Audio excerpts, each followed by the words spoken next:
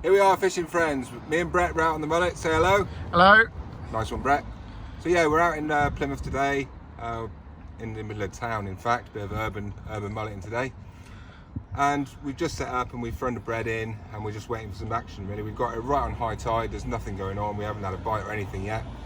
But obviously, that hopefully that will change in a minute when they come in and find it. But so the weather today is obviously glorious. Yeah. It's not the best weather for mullet fishing, to be honest. You might think it would be, but more often than not, they tend to go on a bit of a sunbathing mission. So that's when you see them like, just like doing nothing on the surface, you know, and you can throw a bait by them and they won't even listen, they won't even look at it because they're not really interested. So we're on that kind of a day, but we're on jumping tide, so that's a good thing. So yeah, just a quick one today, a little bit of tackle talk, which can be a bit boring, I know. All tackle talk and no fish makes the video dull. But anyway, mullet rigs. So this is a sort of insight into my bag of rigs, yeah? So there's my bag, and inside there I have got rigs and hooks and all bits and bobs. I don't know if you're going to get the shade there, Brett. Yeah, so here we are. Look, so this is the sun's a bit hard to get around without a shade in it, so we've had to sort of rearrange a bit. So I'm going through a few rigs out of so this is my rig bag, if you like, for mullet fishing. And it's always best to be prepared and have lots of different, you know, rigs available at the different venues. So this is my wishbone rig, yeah? So my friend Mr. Larkin showed me this a few years ago, and it's not suitable for every occasion, okay? But I really like using it, and obviously I'm moving away from the double hooks now, so that's the singles on there.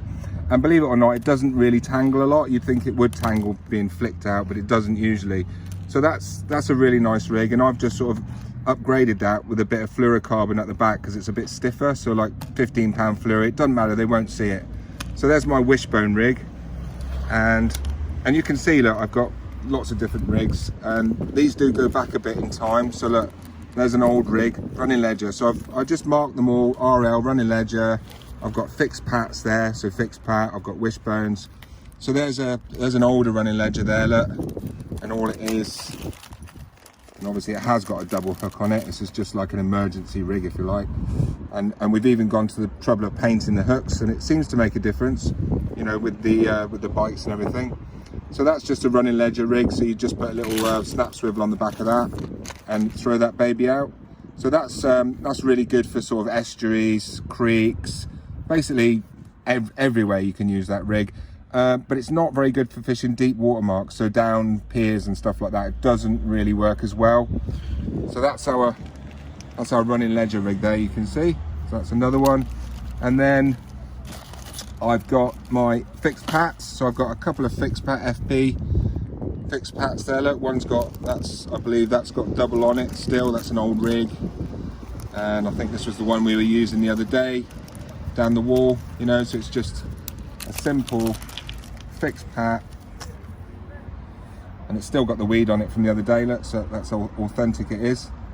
And yeah, so you've just got the weight link at the bottom, then a short link to the three-way swivel, and that's it. And just a single, you know, a nice dropper to a single, and that's good for deep water marks, down piers, jetties, you know, anywhere where it's like 5 or 6 foot deep and you're fishing just down the wall.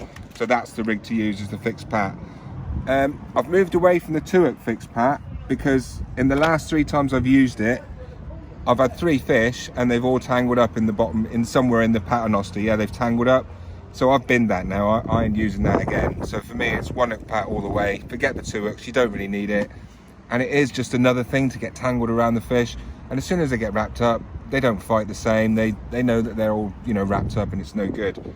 So yeah, so that's a really good rig, the fixed pat, and you get more slammers. You'll get more slammers with that. You know, so basically when you're not holding the rod, you've got more chance of the rod slamming over with this because it's on a fixed rig. So the fish is pulling A against the 3-way, and B, it's pulling against the weight when it actually pulls against that hook. So it's more of a self-hooking rig.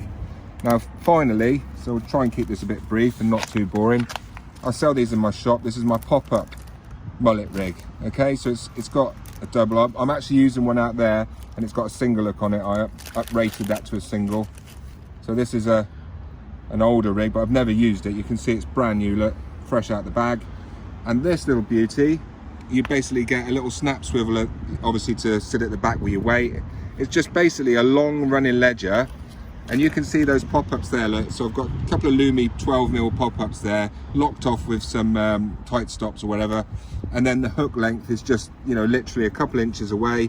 And what this does is, it's anchored at the bottom, obviously, like that, and it'll go around like this. So it'll be really natural, and it pops the bread up better.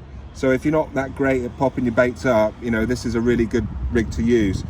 Now, the other good thing about this rig is that if they come on the surface to fish, I can quickly just take off that weight, I just leave on the little snap swivel on the bottom. I can take off that and I can throw that as a surface bait. So now you're fishing right on the surface for them.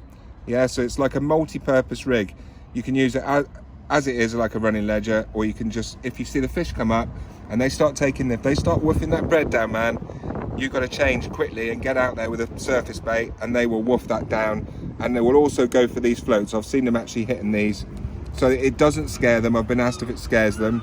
It definitely doesn't scare them. It intrigues them. They want to know what it is. And these mullet, they've got very sensitive, the lips on the front of them. When we catch one, and I've actually touched them on the lips there, just wait for that wind, there's a bit of the wind going through there.